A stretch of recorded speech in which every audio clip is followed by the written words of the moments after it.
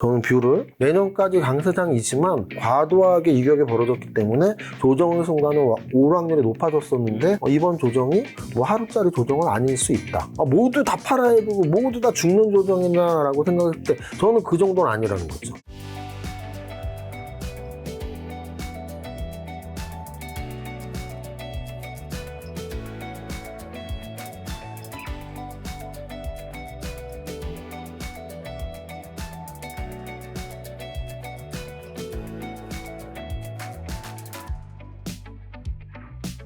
자, 오늘 증시가 간만에 조금 큰 폭의 조정을 받기는 했지만 사실 이전에 상승한 게 너무 크기 때문에 일단 상승에 대한 이야기부터 해야 될 텐데요. 코스피가 4,200을 돌파했다가 지금 이제 4,100 중반이긴 한데 이게 사실은 얼마 전까지만 해도 3,000대 초보 중반이었는데 어느새 4,000대 넘었단 말이죠.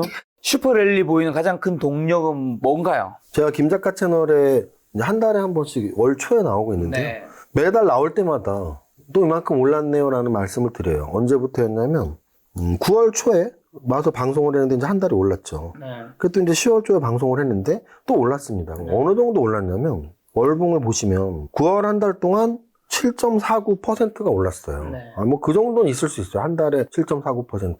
근데 10월 달에는 한 달에 19.94%가 오릅니다. 그러면은 일단 우리는 과거의 데이터를 보면서 한 달에 19%가 올랐을 때가 있나? 있나요? 물론 있겠죠. 있는데 최근 20년 내에는 없었고요. 가장 마지막으로 20% 이상 오른 달은 IMF 직후예요. IMF 직후의 반등장이죠. 98년 여름부터 네. 강하게 올랐는데요. 이때가 이제 뭐 하루에 막 한 달에 30%, 24%, 21% 이렇게 IMF 직후에 지수가 277에서 1000포인트까지 한 1년 4개월 정도 오를 때 한 달에 막 20%씩 올랐어요. 1998년도쯤에. 그렇죠. 98년도 말부터 99년까지. 네. 지수가 277에서 1000포인트 갈 때 지수가 3배가 갔죠. 근데 이제 그때 이후로 한 번이라도 20%가 오른 적이 있냐면 없어요. 가능성이 있었을 때가 언제냐면 뭐 2005, 6, 7년에 좀 강하게 올랐거든요. 근데 그래도 한 달에 이렇게 좀 봉이 큰 거를 봐도 10% 내외로 올랐습니다. 또는 이제 글로벌 금융위기 직후에 급등이 나왔죠. 그럼 글로벌 금융위기가 이제 2008년 말부터 이제 반등을 줬으니까 강하게 올라갔을 때 13%, 12%. 그 다음에 많이 올랐을 때가 코로나 위기 이후였거든요. 네. 그럼 코로나 위기 이후에 굉장히 이제 봉이 커 보이잖아요. 10%, 14%, 10%. 그래서 한 달에 20%가 오른 것은 IMF 직후 이후에 처음이다. 그리고 99년 이후니까 26년 만에 한 달에 20% 올랐고요. 그래서 제가 지금 10월 초에 나오고 11월 초에 나왔으니까 그 한 달 동안의 상승이 얼마나 대단했던 상승인지 오늘 설명을 드리는 거고요. 그럼 이제 한 달만 올랐냐 하면 그렇지 않죠. 우리 연초부터 올랐거든요. 그럼 거래소 지수가 얼마나 올랐는지 1년 동안. 아직 1년이 안 됐어요. 10개월 됐어요, 지금. 10개월 동안 얼마나 올랐는지를 보면 71%가 올랐거든요. 자, 그럼 71%가 1월 1일부터 1년 동안 오른 적이 언제 있었느냐를 보시면은 뭐 코로나 때는 사실 3월 저점부터 2배가 올라가긴 했지만 1년 동안은 30%밖에 안 올랐고요. 1월 1일부터는. 또는 글로벌 금융위기 이후에 1년에 49%, 뭐 21%이 정도. 또 2005년에 많이 올랐는데 53%가 올랐습니다. 자, 그러면 역시 과거로 갔을 때 언제 70% 이상 올랐냐면 이때예요. 99년도 82%. 그래서 아까 말씀드렸지만 월간 상승률로 20%대의 상승이 나온 것도 마지막에 99년도. 그리고 연간 상승률로 거래소 기준 70% 이상의 상승이 나온 것도 역시 26년 만에. 그래서 지금 10월달 또는 2025년의 상승은 26년 만에 가장 우리가 이제 곧 있으면 겨울이지만 겨울에 뭐 오늘의 온도가 영하 뭐 20도인데 100년 만의 추위입니다. 이건 이제 기상청의 데이터에 의한 거죠. 네. 그래서 제가 이제 오늘 너무 많이 올랐다는 감정이 섞인 게 아니고 정확히 1년 동안 또는 한 달 동안 몇 퍼센트가 올랐냐 해서 26년 만의 상승이라는 걸 정확히 말씀드리고요. 또 하나는 지금 이런 상승은 아까도 말씀드렸지만 뭐 코로나 금융위기 직후 또는 글로벌 금융위기 직후 또는 IMF 직후였잖아요. 지금 3번 정도 있었거든요. 그럼 이 3번의 상승의 공통점 그리고 이번 상승의 차이점이 있습니다. 제가 뭐라 그랬죠? IMF 위기 직후, 글로벌 금융위기 직후, 코로나 위기 직후. 그럼 올해는 무슨 위기 직후인가요? 물론 하나 될 수는 있어요. 트럼프의 관세 전쟁 위기. 근데 제가 보기에 트럼프의 관세 전쟁은 뭐 10년, 20년 후에 영화로 나올 정도의 위기는 아니거든요. 무슨 뜻이냐면 IMF 국가 부도의 날로 영화가 나왔었죠. 네. 글로벌 금융위기 빅쇼트라는 영화가 나왔었죠. 코로나 때 그런 바이러스가 막 우리 예상보다 훨씬 크게 감염되는 것들은 그 코로나 이후에 수많은 영화의 바이러스라는 제목으로 이렇게 나오고 있단 말이죠. 그래서 그런 대단한 인류의 위기 또는 경제의 위기일 때 급락을 하고 나서 지수가 2배, 뭐 2.5배 올라갔다면 이번에는 물론 트럼프 관세 전쟁 때문에 4월 9일까지 급락을 살짝 하긴 했지만 지수 반토막의 급락은 결코 아니거든요. 근데 이제 신고가를 뚫으면서 굉장히 강한 모습이 나왔다. 그래서 급락 이후의 상승, 위기 이후의 상승은 과거 같은 위기는 아니었다라는 게 첫 번째고요. 또 하나가 있어요. 뭐냐면 바로 금리 인하예요. 금리 인하. 지금 금리 인하 시기이긴 하지만 모두 다 기억하실 겁니다. 코로나 직후의 위기에서는 그 위기 타개를 위해서 전 세계적인 금리 인하가 이루어졌고요.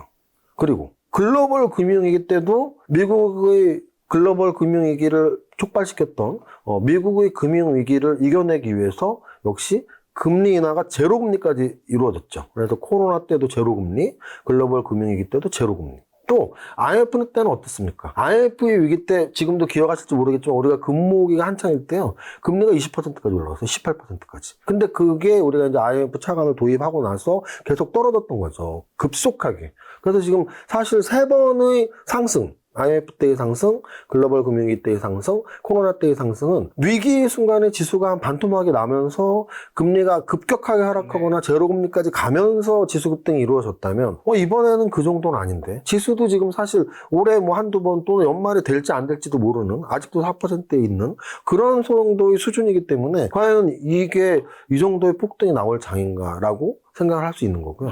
그래서 이번 상승은 그러니까 모두가 예상하는 것보다는 훨씬 강한 상승이었다. 네. 뭐 이렇게 말씀을 드리고요. 몇 가지 특징이 있습니다. 이번 상승에. 첫 번째 특징은요. 우리나라 코스피 지수가 세계에서 거의 2배 이상 상승을 했다는 거예요. 보시면 주요국 증시를 보시면 우리가 흔히 접할 수 있는 나스닥이죠. 나스닥은 1년에 얼마 올랐니? 23% 올랐습니다. 나스닥 23%. 일본 니케이는 얼마 올랐니? 29% 올랐어요. 대만 과건 22% 올랐어요. 그래서 다른 나라들이 한 20에서 30% 오를 때 우리나라 코스피 지수는 70%가 올랐습니다. 2배보다 훨씬 크게. 자, 그 다음 우리나라 시장의 양대 지수인 코스닥은 그럼 몇 %가 올랐니? 코스닥은 36%가 올랐습니다. 역시 코스닥보다도 2배나 올랐어요. 그럼 이번 올해 2025년 우리 장세의 특징은 글로벌 대비 거의 2배 이상 올랐다는 거. 그 다음 또 하나는 코스닥 대비 거래소가 많이 올랐다는 거. 그러면 네. 거래소가 많이 오른 데에는 크게 2가지 이유가 있습니다. 대형주가 중소형주보다는 많이 올랐다는 뜻이에요. 왜냐면은 거래소의 시총 1위, 2위들은 지금 삼성전자 600조 넘어갔죠. SK하이닉스 400조 넘어갔죠. 근데 코스닥 1위는 100조도 안 돼요. 알테오젠. 그 다음부터는 뭐 10조짜리가 금방 올라오는데 거래소에서는 600조짜리, 400조짜리, 100조짜리, 50조짜리가 수두룩하잖아요. 근데 거래소의 대형주들이 굉장히 큰 상승을 보였고, 그건 이제 업종의 차이예요. 우리가 보통 조방원 했잖아요. 거기다가 전력기기까지 조방원 전까지 해야 한다고 치더라도 조선주의 대다수의 대형주들이 거래소에 있었고요. 방산주의 3인방, 하나 에어로스페이스, LIG, 넥슨, 현대, 롯데도 다 거래소. 또 조방원의 원전, 두산 에너빌리티랑 두산 에너빌리티 지주회사인 두산도 거래소. 거기다가 전력기기 3인방, 효성중공업, LS일렉, HD현대일렉도 다 거래소. 거기다가 지주회사 금융주까지도 다 거래소예요. 그래서 그동안 올해 지수를 이끌었고 장을 주도했던 지주회사, 금융주, 조선, 방산, 원자력, 전력기기가 다 거래소였어요. 근데 최근 한 2, 3주 특히 10월달 장을 이끌었던 건 반도체였거든요.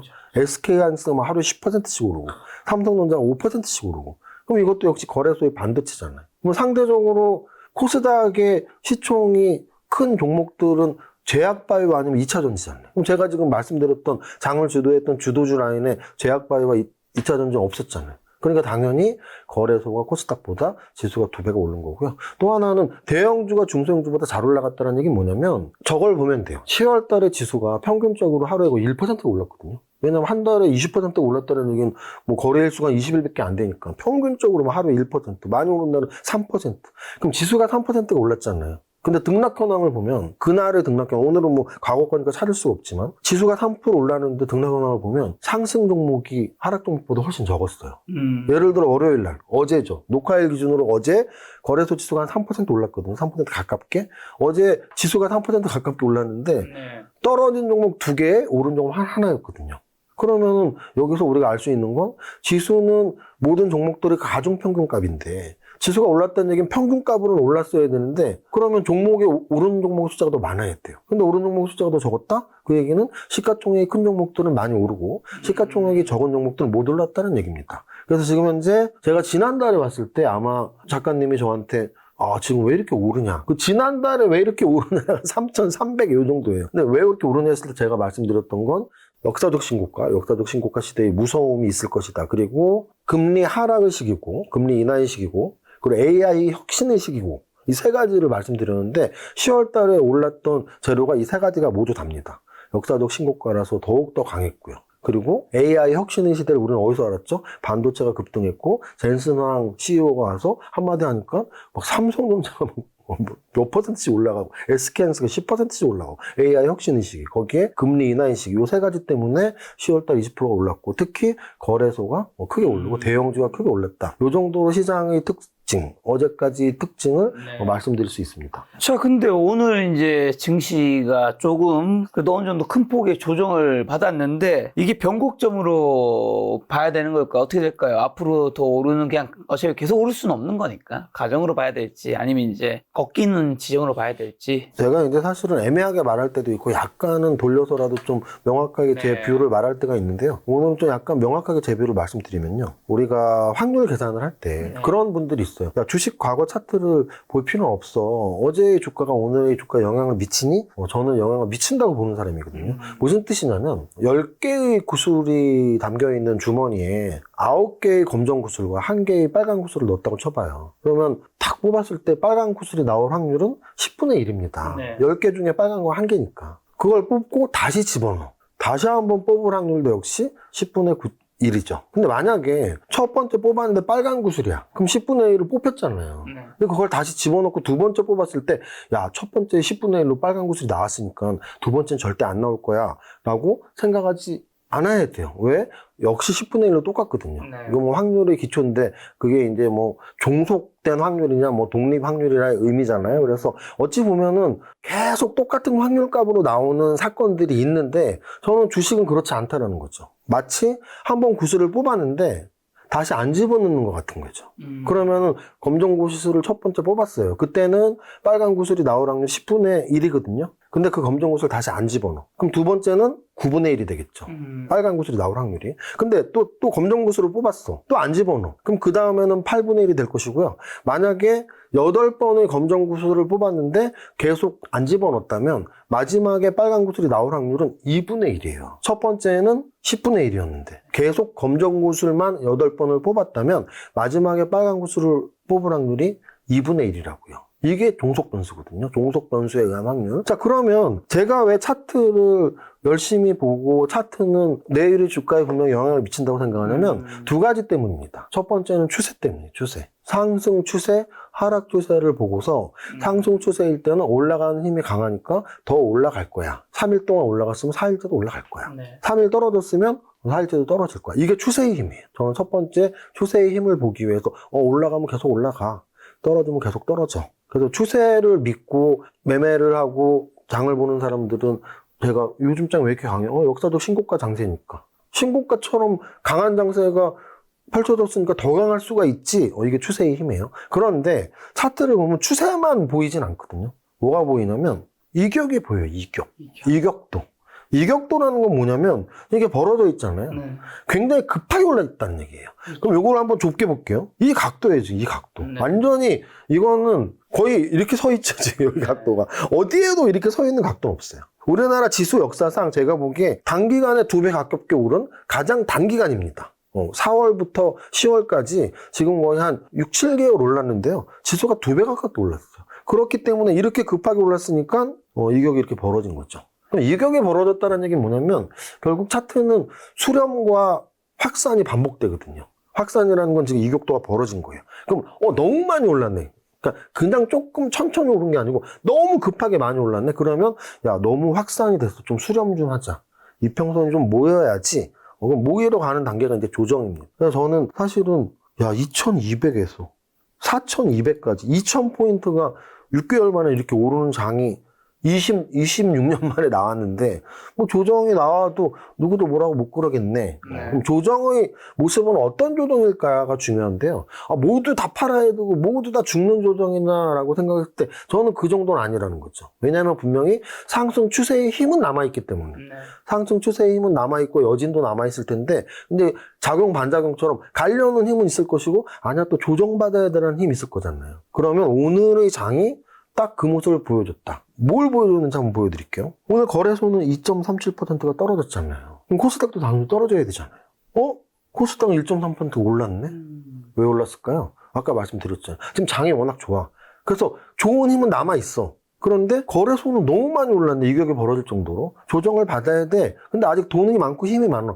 근데 코스닥은 1년 동안 30% 올랐는데 거래소 70% 오를 동안 반밖에 안 올랐어. 그럼 거래소 조정받을 때 코스닥은 가도 되지. 뭐 이런 내용이에요. 또는 업종별로 한번 볼까요? 업종?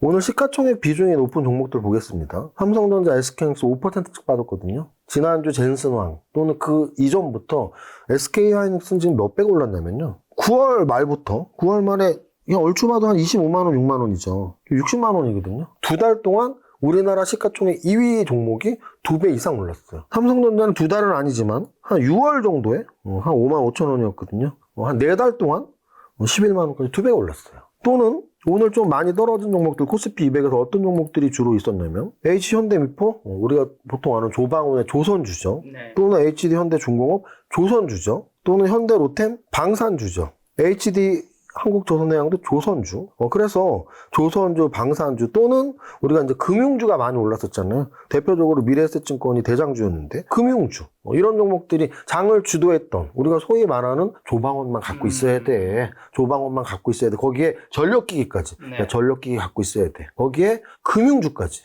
근데 오늘 다 조정을 받았어요. 어떤 애들이 올랐는데 SK바이오사이언스가 18% 올랐어요. 한미약품 6% 올랐고요. 한올바이오팜하고 5% 올랐고 또는 유통주들 현대백화점 또는 음식료주들 롯데칠성 음식료주, 유통주, 제약바이오가 최근 몇 달 동안 장을 주도한 종목은 아니라는 거죠. 그래서 일단 오늘 우리가 읽을 수 있는 건 거래소가 너무 많이 올라서 네. 조정을 받을 시기가 가까워지고 있었는데 오늘 조정을 받았구나. 또는 코스닥은 상대적으로 못 올랐는데 그런데 코스닥은 거래소가 조정받는 틈을 타서 같이 떨어진 게 아니고 오히려 올랐구나. 그렇다면 만약에 여태까지의 지수 상승이 거래소 대형주에 의한 지수 상승이었다면 그리고 그 이격이 너무 벌어졌기 때문에 조정을 받아야 한다면 거래소가 아닌 코스닥 또는 대형주가 아닌 중소형주가 움직임이 좀 여지가 남아있을 수 있고 지수는 좀 조정을 받을 확률이 높다라는 게 제 지금 개인적인 뷰입니다. 뭐 근데 조정을 받을 확률이 높다는 건데 상승을 위한 조정 같다는 뉘앙스로 뭔가 앞으로 하락으로 꺾인다 그런 뉘앙스는 아닌 것 같네요. 일단은 제가 이제 여기 뭐 한 달에 한 번씩 나오니까 네. 제가 이제 그때 뭐 5월, 6월, 7월 특히 요 3,300을 못 들었을 때 이때는 제가 역사적 신고가에 대한 얘기를 굉장히 많이 했을 겁니다. 맞아요. 3,300만 뚫으면 역사적 신고가 뚫으면 3,400, 500, 600, 700 금방 갈 거다. 근데 저는 아직도 기억나요. 그때 김 작가님이 저한테 요 정도 왔을 때 3,300, 400 왔을 네. 때 올해 4,000 갈 수 있다고 생각하시나요? 네. 라고 저한테 질문했던 기억나는 거예요. 근데 저는 올해는 힘들 것 같고요. 내년에는 가능할 것 같습니다. 내년에 뭐 4,000에서 4,500까지도 가능할 것 같습니다. 라는 말씀을 드렸던 근거는 뭐냐면 이렇게 빠른 거는 예상을 못했다는 얘기죠. 그리고 또 하나는 상승이 뭐 한 1년 이상 갈 테니까 올해 4월부터가 상승 출발이었다면 한 내년 4월까지 내년 상반기까지는 갈 텐데 그러니까 좀 천천히 조정받고 올라가고 하면서 한 4,000에서 4,500까지 저는 갈 거라고 생각을 했기 때문에 뭐 올해는 4,000을 못 가더라도 뭐 한 3,600, 700까지 연말까지 가고 내년 상반기에 4,000에서 4,500까지는 갈 것 같아요. 또는 5,000까지는 못 갈 것 같아요 라는 뷰를 말씀드렸던 이유는 이게 늘 말씀드리지만 우리가 인생을 살면서 목표를 달성하는 게 쉬운 일이 아닙니다. 특히 저는 주식을 하면서 모든 정부의 정책들을 늘 들어왔었고 또는 심지어 뭐 예전에 뭐 바이코리아 시대 또는 뭐 미래에셋의 뭐 바이 차이나 네. 중국 펀드 시절 뭐 이럴 때 막 사면 뭐 정말 대박이 나는 얘기를 많이 들었었지만 그 목표 지수가 달성된 적을 본 적은 없습니다. 그런데 이번 정부의 지수가 5,000포인트였거든요. 목표가. 물론 뭐 목표 5,000포인트라는 게 우리 5,000 기본으로 달성해서 10,000포인트도 갈 수 있어. 이렇다는 목표가 많이겠지만 어쨌든 제가 들었던 바로는 야 지수 5,000이 가능하다. 갈 수 있어. 맞습니다. 그러면 그 정부의 목표 지수예요. 근데 목표까지는 못 갈 것 같은데? 우리 인생이 그렇듯이? 정부의 정책이 그렇듯이? 그렇다면 한 4,500 정도를 목표로 잡아주고 또 하나는 요 바닥이 2,280이었거든요. 네. 2,280이 두 배가 딱 4,500이거든요. 그래서 아까 말씀드렸지만 야 지수 2배 이상 올라간 적이 있었니? 있어요. 언제? IMF 때도 277에서 1000 갔으니까 3배 이상 올랐고요. 또는 글로벌 금융위기 때도 870에서 2000 이상 갔으니까 2.5배가 올랐어요. 근데 아까 다시 한번 말씀드리지만 IMF 때는 완전히 3분의 1 토막이 났다가 3배가 오른 거고 글로벌 금융위기도 2000포인트 이상에서 877 갔다가 다시 2000으로 회복한 거거든요. 근데 지금은 그게 아니고 그냥 그 정도의 조정이 아니었어요. 무게 한 30%의 조정에서 지금 거의 2배까지 왔거든요. 그래서 야 이게 4,500을 넘어서 5,000까지는 못 갈 텐데. 그러면 저희 지금 아주 단순한 뷰 이런 수치적인 과거의 데이터, 오늘의 데이터, 퍼센트 이런 수치적인 비율로만 봐서는 제 생각에는 어쨌든 지금 조정이 어디까지 조정이 될지는 모르지만 뭐 아까 장중에 계산해 보니까 10% 조정 정도가 여기더라고요. 한 달에 20%가 오르고 1년에 70% 올랐는데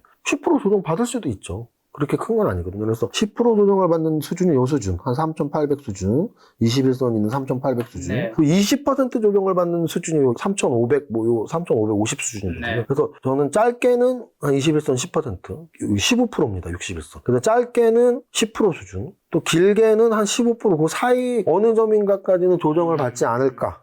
그리고 다시 또 힘을 내고 전열을 정비를 해서 야 다시 한번 전고점 4,200 돌파하자라는 재도전이 나온다면 뭐 내년 상반기쯤에 뭐 4,500까지 뭐 이런 시나리오는 쓰고 있는데요.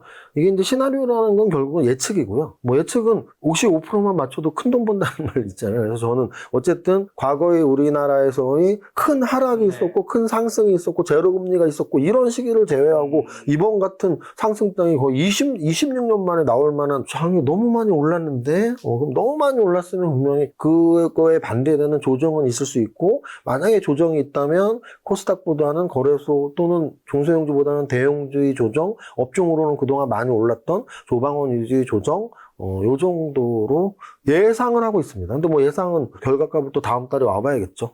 지금 이전에는 코스피가 신고가가 뚫리면서 계속 더 상승장이 열려있다고 말씀해 주셨는데 이제는 상승 여력이 조금 많이 이제 없긴 한 거네요. 왜냐면 아까도 말씀드렸지만 구슬을 하나 뽑았다가 다시 집어넣으면 몰라도 안 집어넣으면 더 이상 빨간 구슬이 나올 확률은 똑같은 10분 안에 계속 높아지는 것처럼 우리가 주식을 오래 하다 보면 그게 있어요. 정말 장이 좋을 땐 호재밖에 안 보이거든요. 네. 모든 게 다 호재야.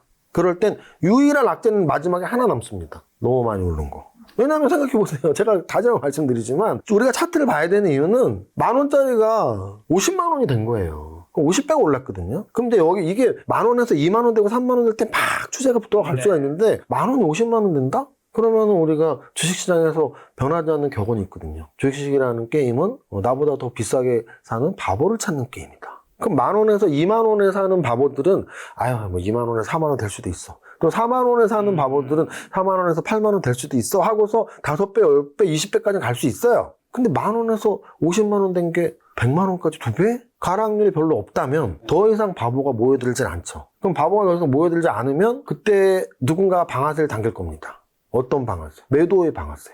이익 실현의 방아쇠죠. 이익 실현. 야, 우리 펀드 이거 10배 벌었잖아. 야, 이제 더 못 오르네? 팔자. 더 못 오르네? 팔자? 이런 게 나왔을 때 사실은 그걸 누군가 받아줘야 되거든요. 누가 받아줄 수 있냐의 여부죠. 오늘 투자자별 매매 동향을 보면 오늘 외국인이 2조 2천억을 팔았어요. 그래서 기관이 5천억을 팔았어요. 그러면은 그 2조 7천억을 누가 샀어요? 개인이 샀어요. 근데 지수는 떨어졌다고요. 반대로 코스닥은요. 코스닥은 외국인과 기관이 샀죠. 개인이 팔았죠. 코스닥 지수는 올랐다고요. 이만큼 매매 동향이 중요한데요. 사실 거래소 대형주는 외국인과 기관이 올리지 않으면 올라가지 않습니다.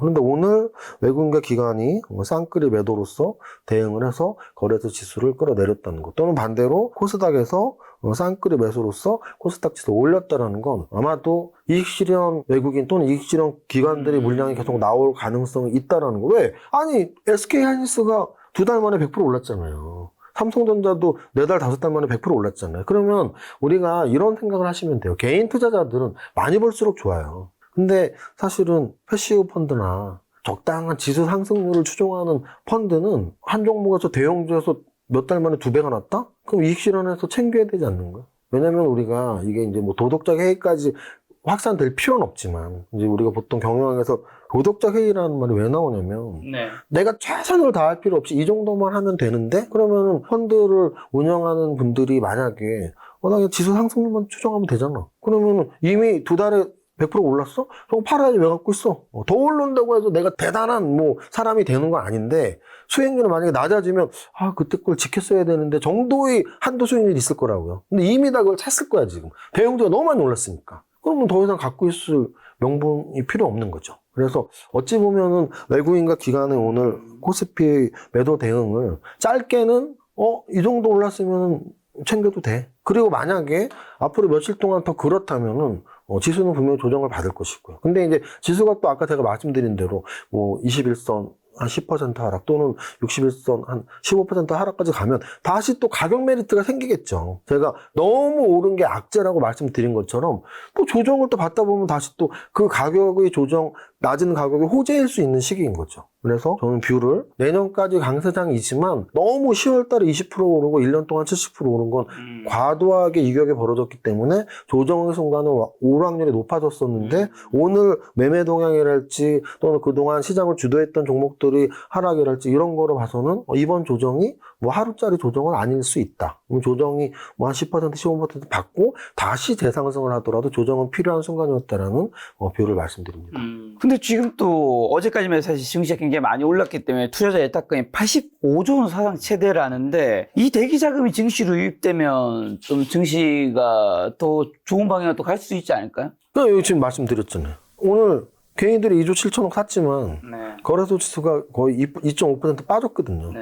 그럼 만약에 대기 자금이 계속 사줘도 중요한 건 그러니까 포인트는 그거예요. 대기 매수 자금이 개인이 아무리 많아도 외국인과 기관이 지금은 아니야 라고 한다면 사실은 그 대세의 물결을 따라갈 수는 없거든요. 그래서 저는 외국인과 기관의 매매 동향이 훨씬 중요하지 예수금은 그것보다 차순위의 지표라고 설명을 드리고 싶습니다. 그러니까 주식시장 또는 뭐 한 종목의 주가에는 굉장히 많은 변수들이 영향을 미치는데 고객 예탁금이 늘어났다? 뭐 증시는 호재일 수 있어. 네. 근데 외국인과 기관이 이렇게 패대기를 친다고? 그럼 개인들이 받아내도 힘들 것 같은데 라는 인식이 가능하고요. 또 하나는 이게 이제 저런 거예요. 아까 제가 왜 기관과 외국인의 매도가 중요하다고 했냐면 지금 장이 우리가 바로 직전 상승장이었던 코로나장하고 또 비교를 해볼게요. 아까 제가 말했던 두 가지. 코로나 급락 위기 이후의 급등 또는 제로금리 이후의 급등과 지금은 그런 급락 아주 위기는 뭐 트럼프의 관세전쟁 정도인데 코로나나 뭐 IMF 때 정도의 위기가 아니었고 또 제로금리도 아니고 금리 몇 번 내린 수준이니까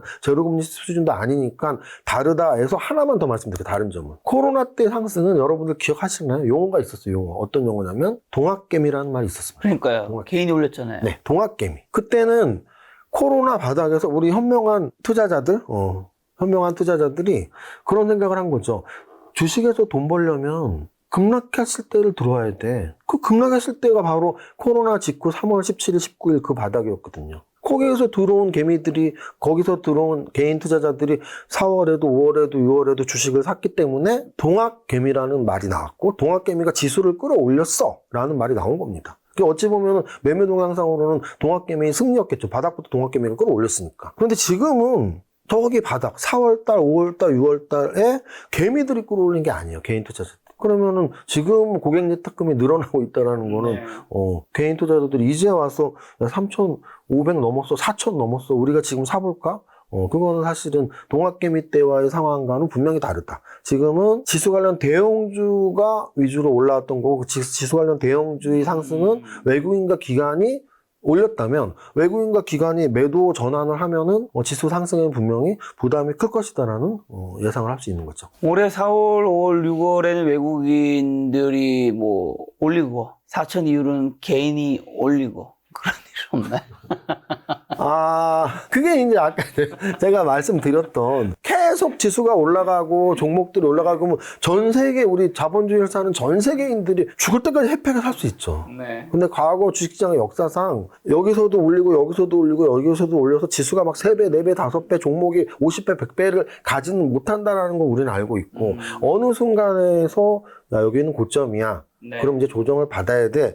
라는 게 사실은 기정사실이기 때문에 그렇다면 고점이 어딘가 우리는 계속 예상을 해야 되는데 과도한 상승 이후에 외국인과 기관이 이 정도의 매도를 펼쳤으면은 조금은 조심해야 된다. 그러니까 어차피 저도 예측이기 때문에 100% 이렇다는 아니죠. 제가 무슨 뭐 주식이 신도 아니고. 근데 네. 이제 저의 뷰는 55대 45, 60대 40으로 이 정도 수준에서 한 달에 20%로 1년에 70%는 이 정도 수준에서 고점에서 그동안 사실 오늘 조정이 왜 좀 하락 조정이 시작인가 의심을 해야 되냐면 오늘 지수가 몇 퍼센트 빠졌냐면 2.37% 빠졌거든요. 그 2.37은 10월 달에 당연히 한 번도 없었고요. 2.37을 빠졌던 건 9월 달이고 9월 말에 한 번 있었고 그리고 또 계속 없다가 없어요.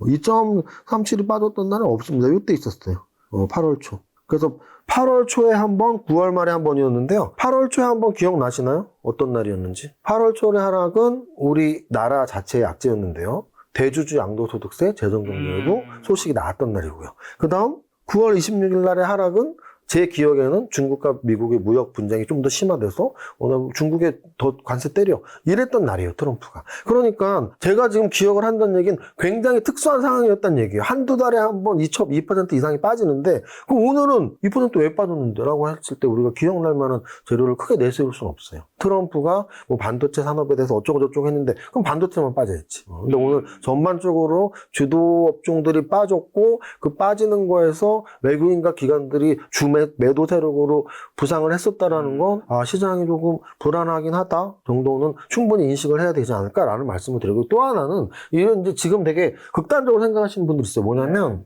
뭐 우리의 아픔이지만 또 당연히 꺼내고 계속 되씹고 교훈을 얻어야 되는 아픔이니까 2년 전 2023년 7월이에요. 주식을 하시는 분들은 그 7월의 의미를 알죠. 2023년 7월은 2차전지 고점의 달입니다. 정확히 2년이 넘었거든요. 지금 2025년 11월이니까 2년 4개월 됐습니다. 그 당시 어떤 말이 돌았냐면 2차전지가 20배, 30배 오른 상태였어요. 바닥 대비 30배. 근데 3배 더 간대. 그럼 100배거든요. 제가 아까 말씀드렸던 부분이 그 부분이에요. 10,000원짜리가 50만 원이 됐는데 2배 더 간대. 근데 우리가 그렇다고 해서 50만 원짜리를 100만 원 간다고 살 필요는 없거든요. 그 정도의 바보가 없다면 50만 원에서 100만 원 못 가고 50만 원에서 40만 원, 30만 원 가는 거거든요. 근데 지금 시점에서 야 지금 지수가 4,100인데 조정이 어딨어 5,000 간대. 라고 생각할 수도 있지만 과거의 학습 효과 또는 지금 시장의 분위기를 봤을 때 계속 우리는 조정 가능성을 분명히 생각해야 된다. 왜? 우리가 주식을 잘 하려면 3M이 필요해요. 3M. 하나는 메서드입니다. 메서드, 기법. 그러니까 지금 제가 과거에 이랬고 지금 이랬고 그래서 뭐 외국인 매매 동향 때문에 조정받을 수 있고 이런 건 기법이에요. 제가 그동안 25년 동안 쌓아온 기법. 근데 이 기법보다 더 중요하다고 할 수 있는 게 3M에서 머니, 자금 관리, 그리고 마인드, 내 심리 컨트롤이거든요. 네. 그럼 마인드 컨트롤의 관점에서 보면 아마 이렇게 지금 요즘에 생각하시는 분들은 마인드 컨트롤 하셔야 돼요. 어떤 생각이냐면 좀 내가 갖고 있는 종목이 좀 떨어지거나 계좌가 막 떨어지면 또는 지수가 떨어지면 이제 다 죽었다. 다 죽었다. 그게 공포입니다. 공포. 근데 지금 어떻게 보면 지수가 거의 2배 올랐어요. SK하이닉스가 2달 만에 2배 올랐다고요. 근데 야 SK하이닉스 지금보다 훨씬 더 간대. 지수 5천 금방 가. 그럼 어떻게 보면 그거는 3M의 마인드 컨트롤상 탐욕을 못 다스리는 걸 수도 있거든요. 그래서 떨어지고 공포스러울수록 아니야 이 정도 떨어졌으면 올라갈 수도 있어. 또는 너무 많이 올라와서 더 올라간다는 탐욕이 있을수록 아니야 이 정도 왔으면 진짜 많이 왔는데 조정받을 수도 있겠구나. 그리고 자금 관리. 저한테 그런 질문들을 예전에 되게 많이 하셨거든요. 회무사님은 오늘 시점에서 만약에 포트폴리오에서 현금 비중을 어떻게 하라고 하면 어떻게 하세요? 라는 질문 많이 받는데 저는 그때 몇 퍼센트로 정하진 않는다라는 말씀을 드려요. 왜냐하면 상황에 따라서 역추세일 때 지수가 막 빠질 때 좋은 종목이 하나도 안 보여. 그럼 좋은 종목이 안 보이면 현금이 많을 수도 있고 또는 막 올라갈 때 다 좋아 보이면 현금이 없을 수도 있죠. 그래서 저는 보통 상승 추세에 현금이 더 없고 하락 추세에 현금이 더 쌓이는데요. 지금처럼 아까도 말씀드렸지만 상승 추세인데 너무 이격이 벌어졌다? 그럼 조정이 가까워졌을 텐데 이거 무슨 10배 오른 걸 내가 왜 갖고 있어? 뭐 이런 시각으로 볼 수 있다는 거죠. 아마도 최근에 뉴스 중에 워렌 버핏이 현금 비중이 굉장히 높다라는 기사가 있었을 겁니다. 그것도 같은 맥락으로 보시면 돼요. 오리모핏이 현금 보유가 최대인 이유가 너무 많이 오른 것밖에 없어요. 그러니까 악재가 있으니까 파는 거잖아요. 근데 지금 미국에서 뭐 악재가 어디 있어요? 지수가 맨날 오르는데 그잖아요. 이제 금리나 몇 번 더 할 거고 AI 혁신의 시대고 지수 신고가 시대니까 악재가 없거든요. 악재는 유일한 악재는 너무 많이 오른 거니까 적당히 조정받고 올랐을 때는 걱정할 필요 없지만 너무 급하게 이격 벌어지고 오르면 이격을 좁히는 수렴 구간의 조정이 나올 수 있다는 걸 강조드리는 겁니다. 자, 앞으로 이제 조정을 이제 겪는다 하더라도 어쨌든 지금까지는 이제 강세장인 건 확실하잖아요. 네. 불장인데 내 주식만 파란불이라며 이제 소외감 느끼는 투자자 굉장히 많은데 지수는 올랐지만 어제는 하락 종목 600개가 넘었더라고요. 지금이라도 이런 상황에서 그럼 이제 만약 변곡점에 있는 상황에서 주도주로 갈아타야 하는 건지 쏠림 상태에서 굉장히 심한데 뭐 개인 투자의 포트폴리오 전략은 어떻게 해야 될까요? 뭐 지금 세무사님 말씀하신 것처럼 좀 어느 정도 조정이 겪고 있으니까 이제 주식을 좀 많이 매도를 해야 되는 상황인 건지. 일단 저는 뭐 현금 비중 몇 % 이런 말씀을 드리고 싶진 않지만 만약에 내가 보유하고 있는 종목이 바닥 대비로 따지셔야 돼요. 바닥 대비 10배 이상 거의 뭐 15배, 20배 오른 종목도 있으니까. 그래서 10배 이상 오른 종목 내가 10배를 번 게 아니더라도 내가 10배를 번 게 아니더라도 어떤 종목이 10배, 막 20배 오른 종목이라면 만약에 지수 조정이 좀 급하게 나오면 많이 오른 종목일수록 기관과 외국인이 이익 실현할 확률이 있으니까 조금 조심하시고요. 그리고 또 그러면 반대로 그럼 뭐 다 팔아야 되냐? 그렇진 않을 것 같아요. 아까도 말씀드렸지만 오늘의 흐름들, 거래소는 조정을 받았는데 코스닥이 간다든지, 또는 조방원은 조정을 받았는데 제약바이오가 간다든지, 또는 지난주 금요일과 월요일 날은 로봇이 간다든지, 이렇게 분명히 업종 간의 순환매는 있으니까 내가 갖고 있는 종목이 좀 이게 바닥을 다지고 올라가는 종목인지 아니면 바닥에서 엄청 많이 오른 종목인지, 또는 내가 갖고 있고자 하는 종목이 포함되어 있는 업종 자체가 많이 오른 업종인지 덜 오른 업종인지를 따라서 너무 많이 과하게 올랐다 싶으면 조금 조심하시고, 근데 어쨌든 상승장은 안 끝났으니까 내가 어느 정도 포트폴리오 유지하고 싶은데 그럼 좀 덜 오른 종목, 덜 오른 업종 위주로 갖고 가는 게 더 유리할 수도 있다, 이 말씀을 드립니다. 자, 이세무사님과 함께하고 있는 멤버십이 벌써 8월 달부터 시작해서 3달 넘게 이제 진행되고 있는데요. 특히 이제 지난 9월, 10월 같은 경우에는 증시도 너무 좋았고, 세무사님의 종목픽도 너무 좋아서 많은 분들이 이제 수익을 냈다고 이야기를 해주시는데, 지금 11월에는 이제 마침 오늘 증시에 약간의 이제 변곡점의 신호가 떴잖아요. 지금 이런 상황 좀 증시가 조정을 받을 수 있는 위험 신호로 좀 봐야 될까요? 일단 저는 개인적으로는 10월의 상승률 20%, 2025년의 상승률 70%는 한 26년 만의 상승인데요. 여기서 추가적으로 상승할 수 있는 여지와 확률보다는 좀 조정을 받을 그 여지와 확률이 더 크다고 봐요. 그래서 결국은 주식은 100% 확신은 없지만 50% 이상은 확신으로 가야 되거든요. 그래서 11월은 좀 조정의 한 달의 대락률이 높다라고 생각을 하고, 그 조정의 이면에는 코스닥보다 거래소가 강했고 중소형주보다 대형주가 강했기 때문에 거래소보다는 코스닥이 또는 대형주보다는 중소형이 좋지 않을까? 좀 이런 관점에서 11월 때는 조금 보수적인 마인드긴 하지만 그래도 상승 추세가 살아있으니까 종목 교체를, 포트폴리오의 변화를 꾀하면서 좀 방어적인 쪽으로 가는 게 좋지 않을까 생각을 해봅니다. 아무래도 포트폴리오 조정이 좀 필요한 달이기 때문에 전문가의 조언이 좀 필요할 것 같은데, 그래서 저희가 이번에 세무사님과 함께하는 포트폴리오 밀착관리 클래스를 만들었는데요. 이 가장 특징 2가지 정도만 설명해 주신다면요. 일단 첫 번째는 저는 그렇게 생각을 해요. 어떤 분들 중에는 야, 주식은 나는 좀 종목은 잘 고르는데 매도 타이밍을 못 잡겠어. 그럼 저는 강연회 때 꼭 그 말씀을 드립니다. 주식 성공의 80%가 종목 선정이고요. 10%가 타이밍, 10%는 저는 포트폴리오 관리라고 보거든요. 근데 종목 선정을 도대체 얼마나 쉽게 하면 나는 종목 선정은 쉬운데 매도 타이밍 못 잡겠어 라고 생각을 하세요. 그래서 종목 선정은 확실히 매일매일 하는 공부가 필요합니다. 그런데 여러분들 중엔 어떻게 매일 한 종목씩 어떻게 선정해? 어떻게 공부해? 그걸 저와 함께 하는 거죠. 오늘 마감이 이런 상황이고 이런 주도 업종이 움직였다면, 또는 아직 너무나 다 올랐다면 아직 안 오른 업종에서 이런 종목, 또는 주도 업종에서 이 종목, 이런 식으로 그날 장에 따라서 오늘은 이런 종목을 선정을 합니다. 또 종목 선정을 할 때 체크를 다 해야 돼요. 뭘 체크하냐면 3가지를 해야 되는데요. 차트가 어떤지, 재료가 어떤지, 재무제표가 어떤지, 이 3가지를 보면서 종목 선정을 해야 되거든요. 그래서 업종에서 탑픽 종목을 선정할 때 재무제표, 차트, 재료를 함께 보면서 선정하는 것을 매일 저와 연습하는 거죠. 또 두 번째 수업에 어떤 혜택이 있나요? 그래서 여러분들이 그래봐야 뭐 텍스트랑만 하면 네. 거리감도 있고 좀 이해가 안 되던데 그래서 제가 매일은 아니더라도 매주 월요일에 일주일 동안 지난주에 어떤 일이 있었는지 또 이번 주에 일주일 동안 어떤 예상을 하는지 우리 포트는 어떤 변화가 있는지 월요일마다 말씀을 드리고 또 하나는 아까 제가 종목 선정이 80%지만 10%의 점유율로 포트폴리오 분석이 중요하다고 했는데 포트폴리오 분석을 자기 스스로 어떻게 할 수 있는지 또는 어떤 종목을 편입할 때 어떤 종목을 편출해야 되는지 같은 것들을 영상을 일주일에 한 번씩 제공을 해드리고 있습니다. 자, 지난 9월과 10월에 성과 중인데 이세무사님의 클래스가 올해 마지막 이제 11월, 12월 이제 투자의 기여 성과를 함께 꼭 잡아보셨으면 좋겠고요. 물론 이 과정은 이전에 있었던 기본 과정보다는 훨씬 더 금액이 좀 비싸기 때문에 제가 생각했을 때는 투자금이 좀 높으신 분들이 이제 신청을 해서 들으셨으면 좋겠고 만약에 투자금이 좀 작으신 분들이 무리해서 수업을 들을 필요는 저는 없다고 생각합니다. 그래서 투자금이 높으신 분들이 본인의 투자 수익률을 좀 더 높이기 위한 수업으로 생각해 주시면 될 것 같고요. 해당 과정은 프리미엄 클래스로 11월 추가 모집 마감 시에는 신청이 종료된다는 점, 앞으로는 신청이 힘들 수 있다는 점을 꼭 기억하시기 바랍니다. 신청은 고정 댓글란에 있는 링크를 클릭하시면 여러분들이 편하게 신청해서 접수할 수 있습니다.